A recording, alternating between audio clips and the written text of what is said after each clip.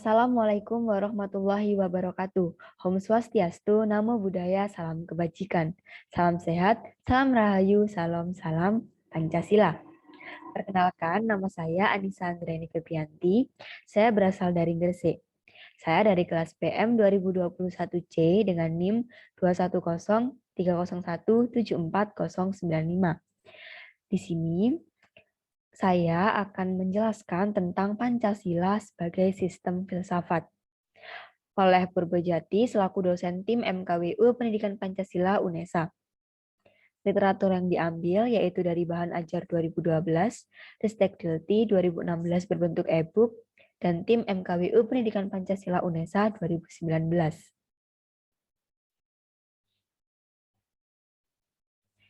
Saya akan menjelaskan tentang capaian kompetensi minimal terlebih dahulu, yaitu mahasiswa mampu memahami, mampu mengimplementasi nilai-nilai Pancasila sebagai sistem filsafat. 2. Indikator capaian kompetensinya, mahasiswa mampu memahami, menjelaskan, tulis dan lisan, dan mengimplementasikan dalam perkuliahan serta kehidupan berbangsa dan bernegara. Pengertian sistem filsafat mendeskripsikan pokok-pokok pikiran dalam Pancasila sebagai sistem filsafat yang sistematis, hierarkis, dan logis. Menguraikan dan merinci unsur-unsur Pancasila sebagai sistem filsafat, menjelaskan hakikat nilai, moral, dan norma dalam Pancasila, menganalisis Pancasila sebagai nilai dasar dan maknanya dalam kehidupan bermasyarakat, berbangsa, dan bernegara.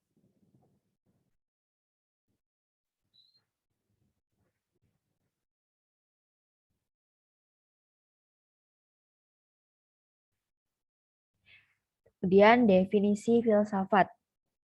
Dari segi etimologi atau asal-usul kata, filsafat ini berasal dari dua kata, yaitu philos dan sophia. Philos berarti cinta dan sophia berarti bijaksana. Jadi filsafat menurut etimologi yaitu cinta akan kebijaksanaan. Menurut René Descartes, filsafat merupakan kumpulan dari segala pengetahuan, di mana Tuhan, alam, dan manusia menjadi pokok dalam penyelidikan. Kemudian ciri-ciri filsafat ada 4. Yang pertama koheren, yang kedua rasional, 3 holistik, dan keempat memberi visi. Oke, kita bahas satu persatu. Yang pertama adalah koheren. Koheren ini dalam hal ini berartikan ciri-ciri filsafat harus berupa pemikiran secara runtut atau sesuai dengan kaidah berpikir logis sehingga unsur-unsurnya tidak boleh mengandung uraian yang bertentangan satu sama lainnya, akan tetapi tetap memuat uraian yang logis dan jelas. Ciri-ciri filsafat yang kedua yaitu rasional. Harus mengacu dengan aturan berpikir yang benar dan dapat diterima dengan masuk akal. Yang ketiga yaitu holistik. Berpikir secara utuh, tidak terlepas-lepas dalam kapsul kebenaran sekoral yang sempit. Cara berpikir filsafat yang demikian perlu dikembangkan. Mengingat hakikat pemikiran itu sendiri adalah dalam rangka manusia dan kemanusiaan yang luas dan kaya, beraneka ragam. Dengan tuntutan atau klaim kebenarannya masing-masing, sehingga menggambarkan sebuah eksistensi yang utuh. Kemudian yang keempat adalah memberi visi. Serangkaian kata yang menunjukkan impian, cita-cita, atau nilai inti sebuah keinginan sekelompok orang atau secara pribadi dengan pandangan yang jauh ke masa depan demi mencapai sebuah tujuan yang diinginkan.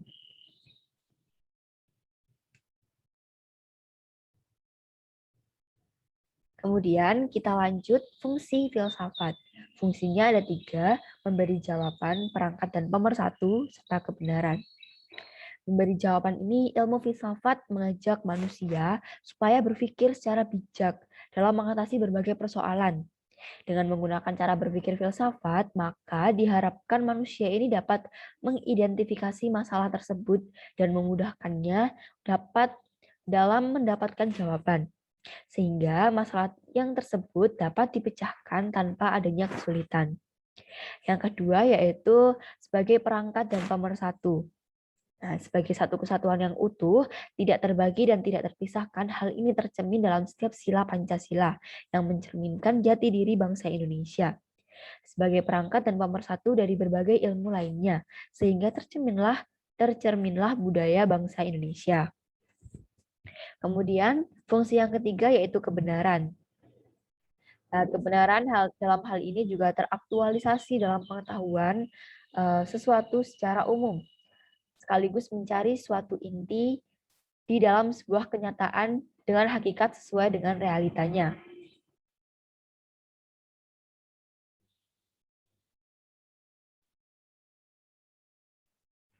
Kemudian ada 3 landasan, yaitu landasan ontologis Pancasila, landasan epistemologis Pancasila, dan landasan aksiologis Pancasila. Oke, kita bahas satu persatu ya.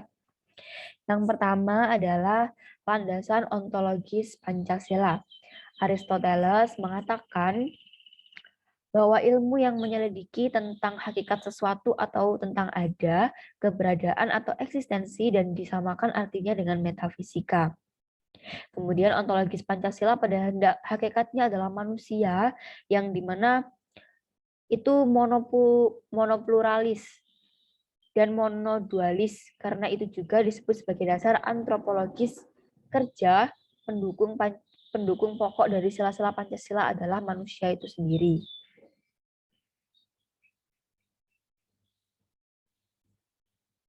Subjeknya adalah manusia yang berlandaskan Pancasila. Yang pertama, bahwa Tuhan yang Maha Esa merupakan Maha Sumber. Sebab pertama, dari segala sesuatu yang ada dan telah bisa dijelaskan dalam Pancasila bahwa manusia adalah ciptaan Tuhan. Oleh karena itu, manusia harus percaya, taat, dan berbakti kepada Tuhan yang Maha Esa. Yang kedua, keberadaan alam semesta tak terbatas dengan wujud dan hukum alam, serta sumber daya yang terkandung di dalamnya, merupakan wahana dan sumber kehidupan manusia. Yang ketiga, manusia ini dengan sifat individu dan sosialnya merupakan makhluk yang merdeka dan berdaulat. Di balik kemerdekaan dan berkedaulatan tersebut, terdapat tanggung jawab yang menyangkut hubungan antara sesama manusia. Yang keempat, yaitu adanya kebudayaan baik, budaya universal maupun budaya nasional adalah perwujudan dari martabat dan kepribadian manusia. Oleh karena itu, sistem nilai, sistem kelembagaan seperti masyarakat, keluarga, dan negara harus mendukung harkat dan martabat manusia. Dan yang kelima, bangsa dan negara yang merdeka dan berkedaulat adalah puncak prestasi perjuangan bangsa. Oleh karena itu, pemerintah negara harus dilandasi oleh rasa tanggung jawab.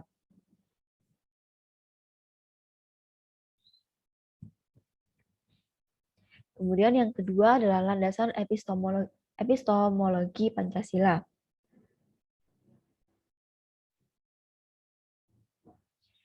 Dari J.F. Ferrier mengatakan bahwa epistemology is the branch of philosophy which investigate the origin, structure, method, and validity of knowledge. Jadi maksudnya itu epistemologi ini merupakan cabang filsafat yang menyelidiki sumber, proses, syarat, batas, dan kebenaran ilmu.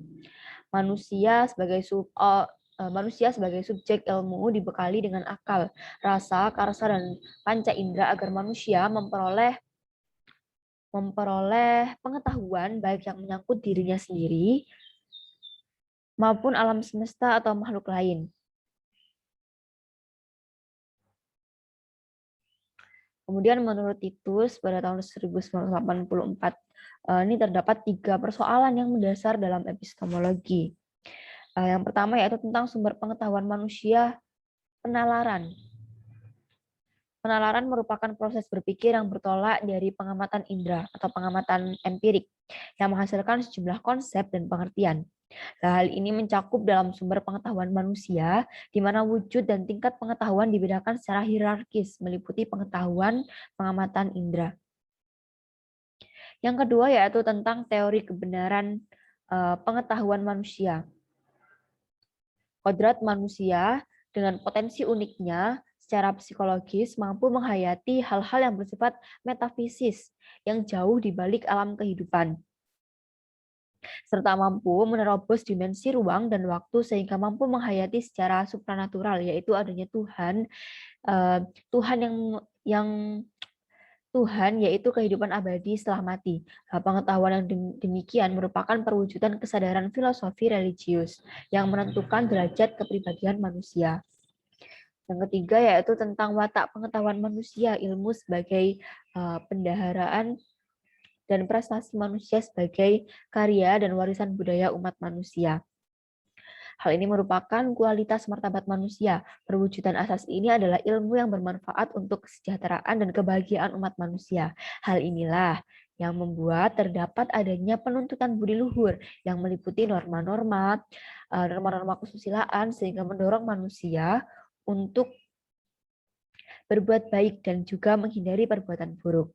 Nah, sifat-sifat di antaranya yaitu kreatif, sabar, rendah hati, dan bijaksana dalam mengembangkan dan menggunakan ilmu-ilmu teknologi.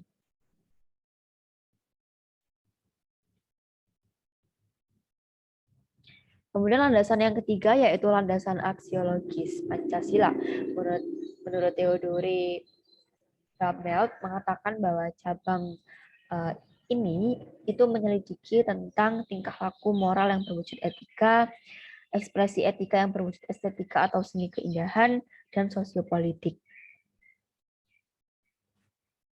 Jadi gini, istilah aksiologi ini berasal dari kata Yunani aksios yang artinya nilai, mufakat, dan logos yang artinya pikiran, ilmu, atau teori. Jadi aksiologis ini adalah teori nilai, yaitu sesuatu yang diinginkan, disukai, atau yang baik. Bidang yang diselidiki adalah hakikat nilai kritis, nilai, dan kedudukan metafisika suatu nilai. Menurut Bramel tadi kan cabang ilmu yang menyelidiki aksiologis ada 3. Yang pertama tingkah laku moral yang berwujud etika. Oke. Istilah etika ini berasal dari bahasa Yunani ethos yang berarti adat kebiasaan. Dalam istilah lain dinamakan moral yang berasal dari bahasa Latin mores, kata jamak. Dari mos yang berarti adat kebiasaan, etika adalah cabang filsafat aksiologis yang membahas masalah-masalah moral, perilaku, norma, dan adat istiadat yang berlaku pada komunitas tertentu. Kemudian yang kedua adalah ekspresi etika yang berwujud estetika atau seni keindahan. Maksudnya adalah suatu objek yang indah bukan semata-mata bersifat selaras serta berpola baik, melainkan harus juga mempunyai kepribadian. Yang ketiga yaitu sosiopolitik. Sosiopolitik melahirkan atau memunculkan konsep sosiopolitik atau nilai-nilai sosial dan politik, yaitu aksiologi berperan sebagai sarana proses sosialisasi manusia.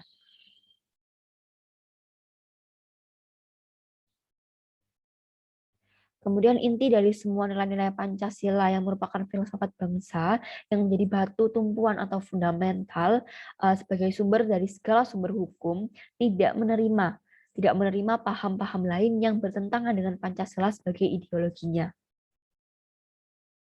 Dengan alasan yang pertama secara formal konstitusional, secara potensial, secara praktis fungsional, dan secara psikologis dan kultural. Nilai dasar Pancasila ini bersifat tidak tetap terdapat dalam pembukaan UUD 1945. Pada sila pertama, ketuhanan yang Maha Esa artinya bangsa Indonesia adalah bangsa yang mempercayai adanya Tuhan.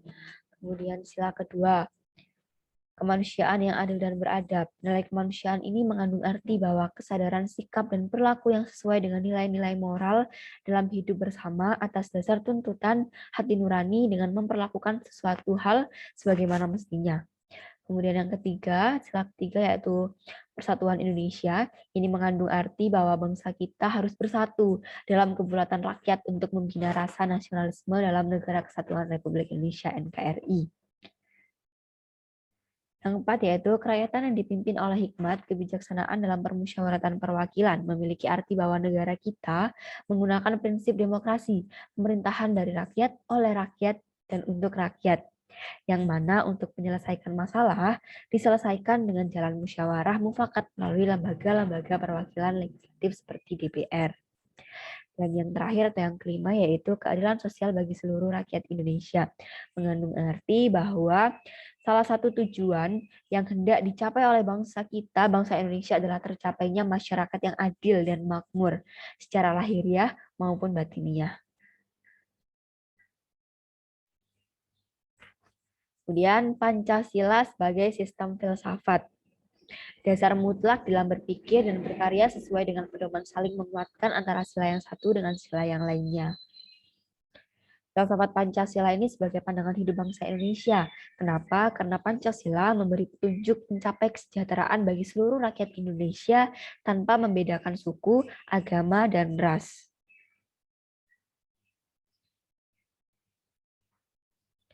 Filsafat Pancasila ini juga sebagai pandangan hidup bangsa dan negara Indonesia. Artinya semua aturan kehidupan, hukum kegiatan dalam kehidupan berbangsa dan bernegara berpedoman pada Pancasila.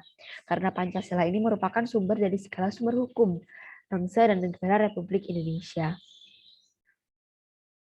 Nilai objektif dan subjektif Pancasila sebagai sistem filsafat. Ada 3. Yang pertama, nilai Pancasila timbul dari bangsa Indonesia itu sendiri. Yang kedua, nilai Pancasila merupakan filsafat bangsa Indonesia. Dan yang ketiga, nilai Pancasila merupakan nilai-nilai yang sesuai dengan hati nurani bangsa Indonesia. Pokok pikiran. Oke, yang dimaksud pokok pikiran di sini adalah suatu hal yang terdapat di dalam Undang-Undang Dasar yang meliputi suasana kebatinan dari UUD Negara Indonesia. Pokok pikiran ini mewujudkan cita-cita hukum yang menguasai dasar hukum negara, baik hukum dasar tertulis atau UUD maupun hukum dasar yang tidak tertulis atau konvensi.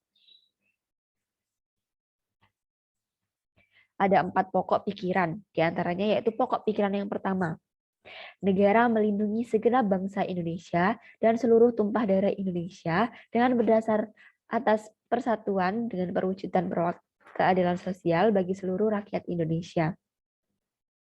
Oke, dalam pengertian ini diterima bahwa pengertian negara persatuan negara yang melindungi dan meliputi segenap bangsa seluruhnya. Rumusan ini menunjukkan pokok pikiran persatuan dengan pengertian yang lazim. Negara penyelenggara negara dan setiap warga negara wajib mengutamakan kepentingan setiap warga negara di atas kepentingan golongan ataupun perseorangan. Letak pokok pikiran pertama ini yaitu pada sila ketiga dalam Pancasila dan penjabarannya pada pembukaan.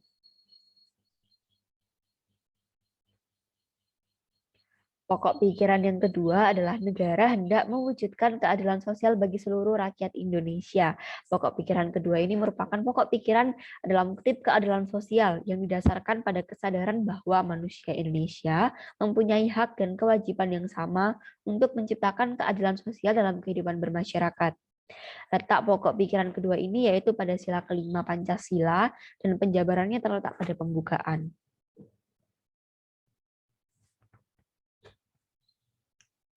Pokok pikiran ketiga yaitu negara yang berkedaulatan rakyat berdasarkan atas kerakyatan dan permusyawaratan perwakilan. Pokok pikiran ini dalam kutip pembukaan mengandung konsekuensi logis bahwa sistem negara yang terbentuk dalam UUD harus berdasarkan atas kedaulatan rakyat dan berdasarkan permusyawaratan atau perwakilan. Memang aliran ini sesuai dengan sifat masyarakat Indonesia. Ini adalah pokok pikiran kedaulatan rakyat yang menyatakan bahwa kedaulatan di tangan rakyat dan dilakukan sepenuhnya oleh Majelis Permusyawaratan Rakyat. Pokok pikiran inilah yang merupakan dasar politik negara.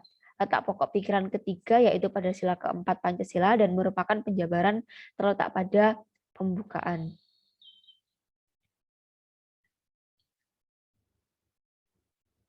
Kemudian pokok pikiran keempat yaitu negara berdasarkan atas ketuhanan yang Maha Esa menurut dasar kemanusiaan yang adil dan beradab. Undang-undang dasar harus mengandung isi, mewajibkan pemerintah dan penyelenggara negara yang lain untuk memelihara budi pekerti kemanusiaan yang luhur. Hal ini menegaskan bahwa pokok pikiran ketuhanan yang Maha Esa menurut dasar kemanusiaan yang adil dan beradab yang mengandung pengertian takwa kepada Tuhan yang Maha Esa dan menjunjung tinggi harkat dan martabat manusia atau nilai kemanusiaan yang luhur. Pokok pikiran keempat ini merupakan dasar moral negara. Letaknya yaitu pada sila pertama dan sila kedua Pancasila dan penjabarannya terletak pada pembukaan.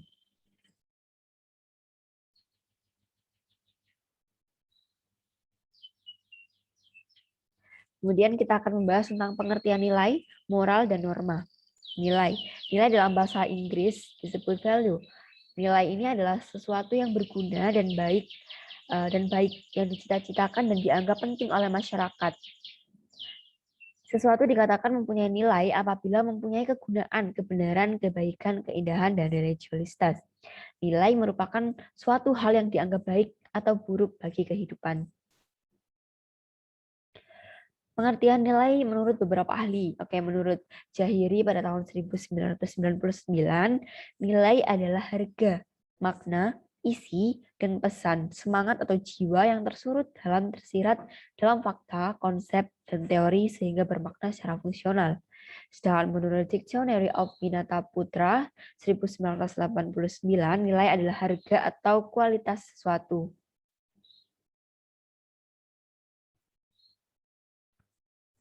Adapun 3 macam nilai menurut Notonegoro antara lain. Nilai material, yaitu segala sesuatu yang berguna bagi kehidupan manusia yang menyangkut jasmani atau material manusia. Yang kedua adalah nilai vital, yang segala sesuatu yang berguna bagi manusia untuk mengadakan aktivitas atau kegiatan. Yang ketiga yaitu nilai kerohanian, segala sesuatu yang berguna bagi rohani manusia. Nilai ini dapat dibedakan atas 4, yaitu nilai kebenaran yang bersumber pada akal manusia, nilai keindahan yang bersumber pada perasaan manusia, nilai kebaikan atau moral yang bersumber pada kehendak manusia, dan yang keempat yaitu nilai religius yang merupakan nilai kerohanian tertinggi dan mutlak, bersumber pada kepercayaan dan keyakinan manusia.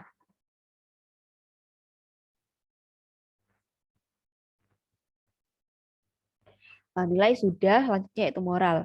Moral ini berasal dari kata mores, yang memiliki arti kesusilaan, tabiat, kelakuan. Moral adalah ajaran tentang hal yang baik dan buruk yang menyangkut tingkah laku dan perbuatan manusia. Norma merupakan pedoman atau patokan bagi perilaku dan tindakan seseorang atau masyarakat yang bersumber pada nilai. Saya akan menjelaskan tentang aspek konsep moral. Ada 10. Yang pertama, kesadaran moral. 2, kesadaran hidup demokrasi. 3, pengetahuan nilai moral. 4, pemahaman materi demokrasi. 5, pandangan ke depan. 6, manfaat demokrasi ke depan. 7, penalaran moral. 8, alasan senang berdemokrasi. 9, pengambilan keputusan. Dan 10, bagaimana cara hidup berdemokrasi. Yang kedua, ada aspek sikap moral. Ini juga dibagi menjadi 6, yaitu kata hati kita tentang hidup bebas, kemudian rasa percaya diri, di mana rasa percaya diri kita pada bebas berpendapat, empati kita pada orang yang tertekan, cinta kebaikan, artinya cinta kita terhadap masyarakat, terhadap musyawarah. Yang kelima, pengendalian diri kita terhadap kebebasan. Dan yang terakhir yaitu kerendahan hati, dengan menjunjung tinggi dan hormati pendapat lain. Berlaku moral behavior mencakup kemampuan dan kemauan dan kebiasaan. Yang ketiga yaitu aspek perilaku moral, yaitu kemampuan menghormati hidup berdemokrasi. Yang kedua yaitu kemauan untuk hidup berdemokrasi, dan 3 yaitu kebiasaan.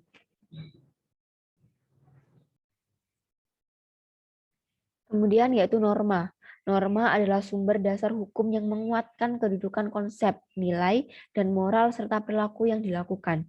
Norma ini merupakan kesadaran dan sikap luhur yang disepakati oleh tata nilai untuk dipatuhi.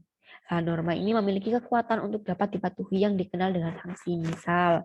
Misal norma agama, maka sanksinya yaitu dari Tuhan. Kemudian nilai kesusilaan, sanksinya yaitu rasa malu dan menyesal terhadap diri sendiri. Yang ketiga itu norma kesopanan, dengan sanksinya berupa pengucilan dalam pergaulan di masyarakat. Yang keempat yaitu norma hukum, dengan sanksinya yaitu penjara atau kurungan atau denda yang dipaksakan oleh alat negara.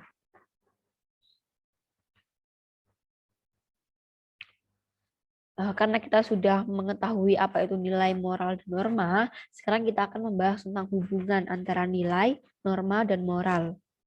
Agar nilai tersebut menjadi lebih berguna dalam menutup sikap dan tingkah laku manusia, maka perlu lebih dikonkretkan lagi serta diformulasikan menjadi lebih objektif, sehingga memudahkan manusia untuk menjabarkan dalam tingkah laku secara konkret. Maka, wujud yang lebih konkret dari nilai tersebut adalah merupakan suatu norma. Terdapat berbagai macam norma, Dan dari berbagai macam norma tersebut, norma hukumlah yang paling kuat keberlakuannya karena dapat dipaksakan oleh suatu kekuasaan atau penegak hukum. Selanjutnya, nilai dan norma ini senantiasa berkaitan dengan moral dan etika. Istilah moral mengandung integritas dan martabat pribadi manusia. Derajat kepribadian seseorang manusia ditentukan oleh moralitas yang dimilikinya. Makna moral yang terkandung dalam kepribadian seseorang itu tercermin dari sikap dan tingkah lakunya. Dalam pengertian inilah, maka kita memasuki wilayah norma sebagai penuntupan sikap dan tingkah laku manusia. Hubungan antara moral dan etika memang sangat erat sekali, dan kadang kedua hal tersebut memiliki perbedaan.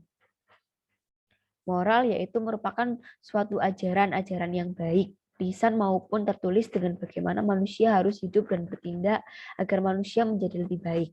Sedangkan etika adalah suatu cabang filsafat, yaitu pemikiran kritis dan mendasar tentang ajaran moral tersebut.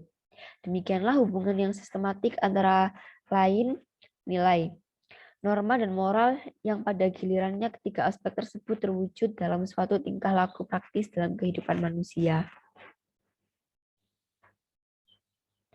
Pancasila sebagai nilai dasar dan makna. Ketuhanan yang Maha Esa, kemanusiaan yang adil dan beradab, persatuan Indonesia, kerakyatan yang dipimpin oleh hikmat kebijaksanaan dalam permusyawaratan perwakilan. Yang kelima yaitu keadilan sosial bagi seluruh rakyat Indonesia. Bahas satu persatu. Yang pertama yaitu ketuhanan yang Maha Esa.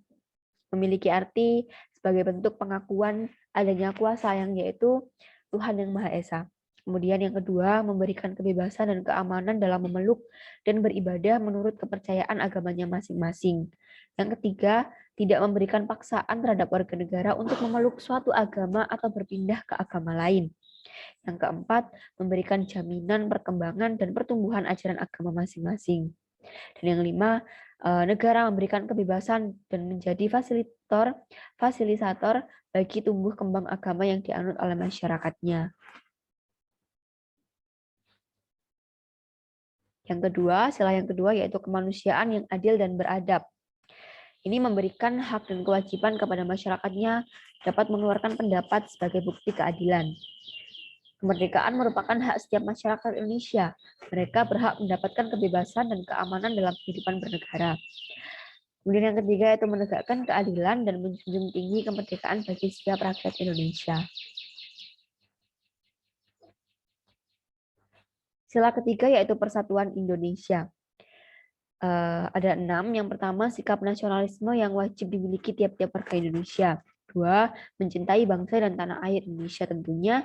3. Menjunjung tinggi persatuan dan kesatuan bangsa Indonesia. 4. Menumbuhkan rasa tanggung jawab dan tolong-menolong terhadap sesama rakyat Indonesia. Yang kelima, mencegah terjadinya kekuatan dan kekuasaan perseorangan. Dan yang terakhir, yang keenam, tidak adanya perbedaan dan permusuhan ketika adanya perbedaan budaya dan warna kulit.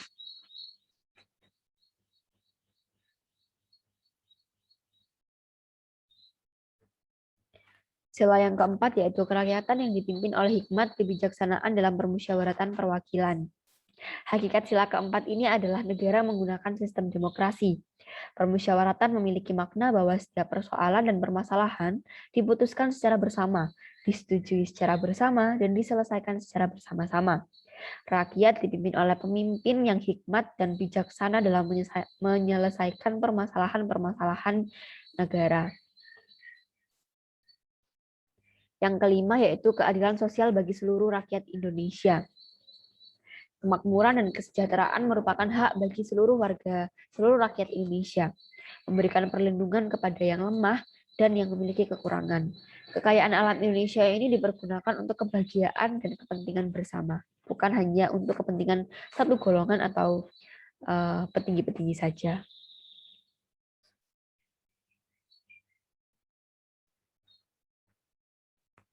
Lanjut, tentang pengertian nilai moral dan norma. Pancasila sebagai nilai dasar dan maknanya. Pengertian nilai moral dan normanya. Nilai adalah sesuatu yang didambakan, sesuatu yang diinginkan, dan sesuatu yang diidealkan. Bertolak dari pengertian tersebut, maka setiap orang memiliki nilai, yaitu sesuatu yang didambakan dan diidealkan. Sesuatu yang diidealkan itu bisa berupa kebaikan, keindahan, kebenaran, keadilan, kecantikan, kebahagiaan, dan lainnya. Diambil dari Tim Pendidikan Pancasila Universitas Negeri Surabaya 2019, Pendidikan Pancasila, Penerbit Unesa University Press, anggota IKAPI, ISBN 9786024490379, halaman 114.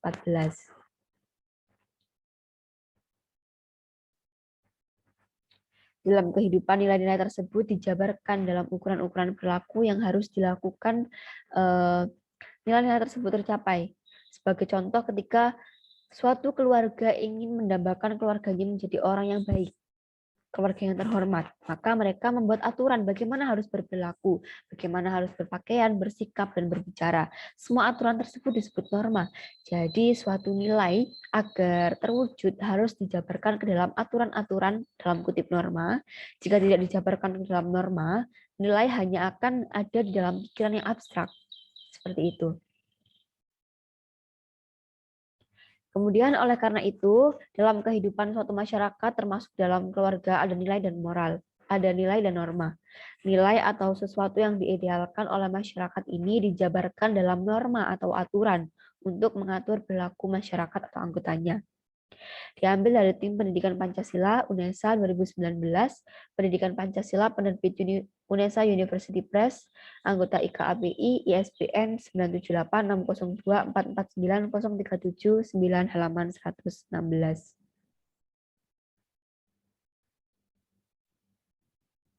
Pancasila sebagai nilai dasar dan maknanya. Perumusan dasar negara melibatkan banyak pemikir seperti Insinyur Soekarno, Muhammad Yamin, Mr. Supomo. Nah, masing-masing pemikir tersebut mengajukan usulan dengan argumentasi. Dalam proses tersebut, para elit bangsa mencoba menggali nilai-nilai yang terdapat dalam budaya masyarakat di Indonesia. Tim Pendidikan Pancasila UNESA 2019, Pendidikan Pancasila, Penerbit UNESA University Press, anggota IKAPI, ISBN 9786024490379, halaman 118 sampai 119.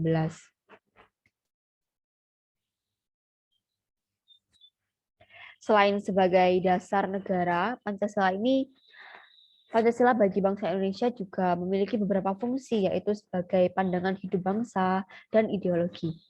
Selain ketiga fungsi tersebut, Pancasila juga berfungsi sebagai pemersatu bangsa, sebagai jiwa bangsa, sebagai kepribadian bangsa, sebagai sumber dari segala sumber tertib hukum. Weisman dan Alfian 1996. Tim Pendidikan Pancasila UNESA 2019, Pendidikan Pancasila, Penerbit UNESA University Press, anggota IKAPI, SBN 9786024490379, halaman 119.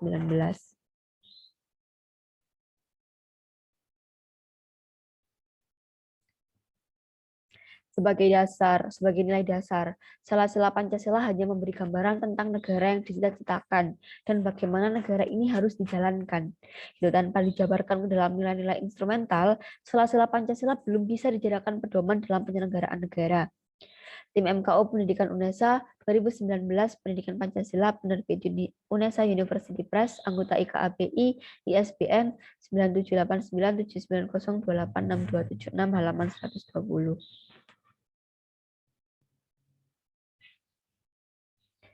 Meskipun Pancasila sebagai dasar dalam penyelenggaraan negara,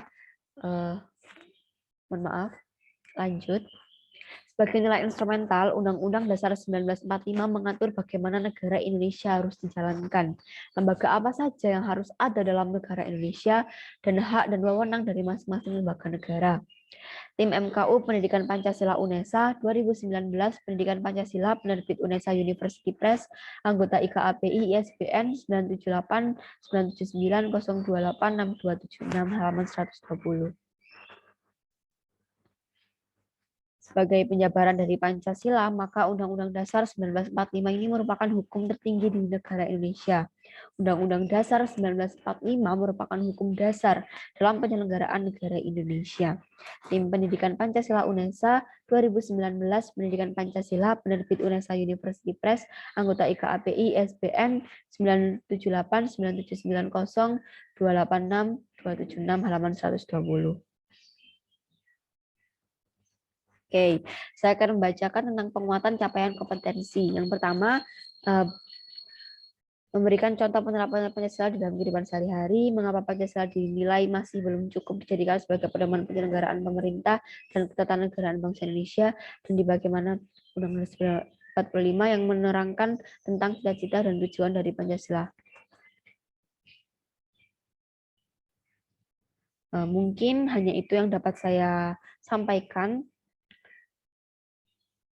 tentang Pancasila sebagai filsafat. Kurang lebihnya saya mohon maaf. Wabillahi taufiq wal hidayah. Wassalamualaikum warahmatullahi wabarakatuh.